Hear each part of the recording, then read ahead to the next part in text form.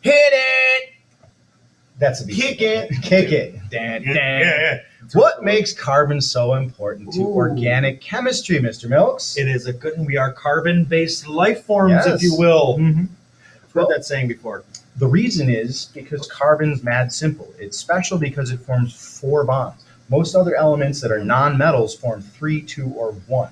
Carbon and silicon, sometimes, but that's a metalloid, can form 4 bonds. And as a result, you get crazy different levels of complexity that you can make. Seriously, in the picture right there, you kind of see, and he's not kidding. And the other piece, though, that's key here is that 4 bonds for the entire unit is one of the hallmarks, if you will. Carbon. And that is a very testable question. I've seen that question on like 3 out of every 5 tests. Also, another asterisk, because the possibilities are so diverse, we're going to teach you about the simplest, smallest versions. Yes. These things like branch off and become exponentially more complex. Right. And Okay. you'll get to see some pictures of these things. Absolutely. So basically, we can make these straight chains, and they're called aliphatics. Yep. Or you can make rings, and they're called aromatics. Right. And those aren't even on our vocab. We don't We're not even gonna test teach you on that. those. Nope. Yeah. We're just say, they can wrap, the chain can wrap back around on itself and make a ring. Yep. We do have carbon branches. Yep. And we do have non-carbon functional groups as long as they're organic can stick in with non-metal. Right. We have oxygen, nitrogen, and halogens can pop in there. Sometimes a sulfur, we don't touch on sulfur. Yeah, not much. But those things can hop into the chain and make even more levels of complexity. So now we're just talking, there is literally hundreds of millions now of possibilities. Right. All because carbon makes 4 bonds instead of 2. Right. Right? Exactly. I mean, you might have heard, a chimpanzee has 99.999% the same DNA as a human being.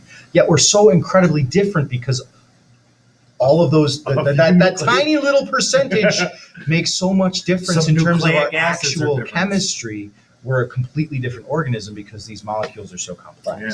So, So some basic rules. carbon must have 4 bonds, 1, 2, 3, 4, all the time. It's Yes. either 4 single bonds, a double bond and 2 singles, a triple bond and 1 single. One of the rules. We got to have 4 bonds around every carbon somehow.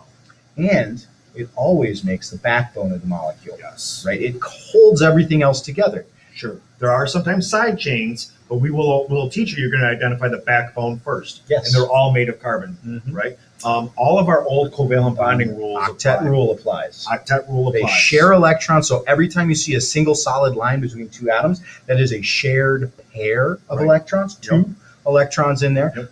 2 lines between would be 2 pairs, 4. 3 lines would be 3 pairs, 6. And that's as complicated as it's going to get from what we learned how to draw these things in bonding, because we're actually not going to total up the total number of electrons and do all that business. Nope. We're literally going to count carbons, write them out. And There's we're- 6 carbons, write out 6. And we're going to count lines. Are there 4 lines coming out of this carbon? Yes, good. Move on. Yes. And then the way the whole unit works is I can go from the compound name to the compound formula and structure, or I can go from the compound formula and structure to the name. It's We kind can of go like back a and forth. a reversible reaction. Kind of like, oh, look at that. But it's legit, Unsmug. right? Properties of organic compounds. First of all, they're all going to have covalent bonding. So relatively low melting points, low intermolecular forces of attraction, mostly soluble in water.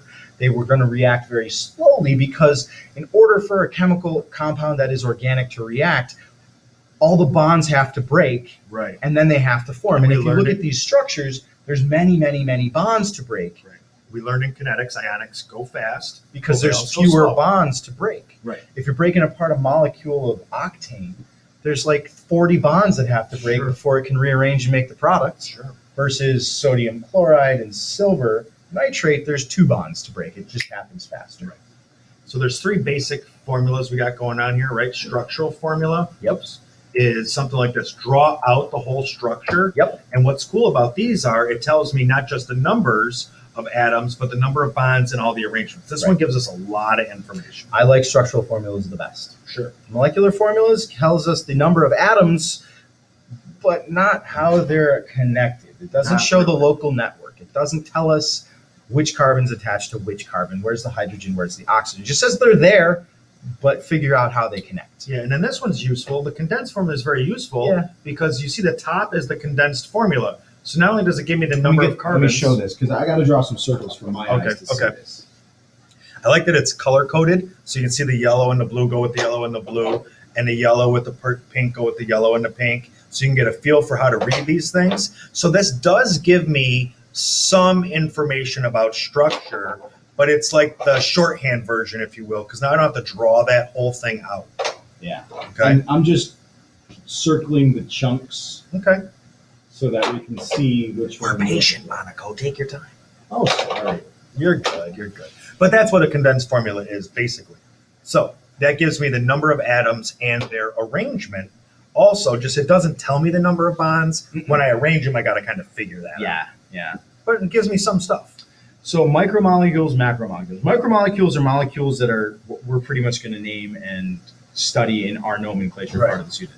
Macromolecules are what make you, and me. Yeah. DNA. Absolutely. DNA is based on carbon's chemistry. It might have a phosphate backbone, but the nucleides, adenine, thymine, guanine, cytosine, uracil, these are all organic chemical structures with multiple bonds, rings, functional groups, all that stuff. So the part of my DNA that says, hey, you're going to be bald at 33 is due to carbon chemistry.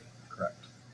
And so it creates complex life on Earth. Sure. You want to add anything more to that? Well, I'm just going to keep going because then there's like hemoglobin and myoglobin, some of these other things that I know we've heard of. I know we've heard of hemoglobin. Look at how complex that is. These are proteins. These don't even show the actual connections between the carbon atoms because there's literally billions of them in one molecule. Yeah. And hemoglobin is the molecule that's responsible for taking the oxygen from the air, mixing it and getting it into your blood cells, and then passing it to your cells throughout the rest of your body where it lets go of it so they can use it. Sure. And that's that pink and yellow and blue guy. And then if you have carbon monoxide poisoning, that bonds into your hemoglobin and makes it so oxygen doesn't bond. Yeah. And then you actually suffocate while you're still breathing. Yeah. Some more carbon chemistry. Yeah. And then these are called buckyballs or fullerenes. Yep. And this is kind of taking the side chain that's spread out a web and wrapping it around itself. Yeah. And you can do it around molecules. Yep. You can do it attached to molecules. Yeah. And this kind of carbon chemistry is a lot of fun. And they're really taking off with this currently right now. For their size, I mean, you've heard of carbon fibers, right? Like, you got these sweet new carbon fiber alloy wheels or something, super light, super strong. Yep. That type of carbon chemistry, those long macromolecules have crazy awesome properties, and we're only starting to really study and understand and engineer how they actually work. That thing that you just showed us might be the key to a lot of the future stuff. To a space elevator. There's all Get in sorts the of elevator and ride it to outer space. What? Ask me how. It's possible. Ask them how. Oh, check it. That's I all. was waiting for that. That's right. I hope you engineer the next space elevator. Come on, let's with carbon go. chemistry. Let's go to outer space. Yeah, man. See you later, guys. See you in outer space.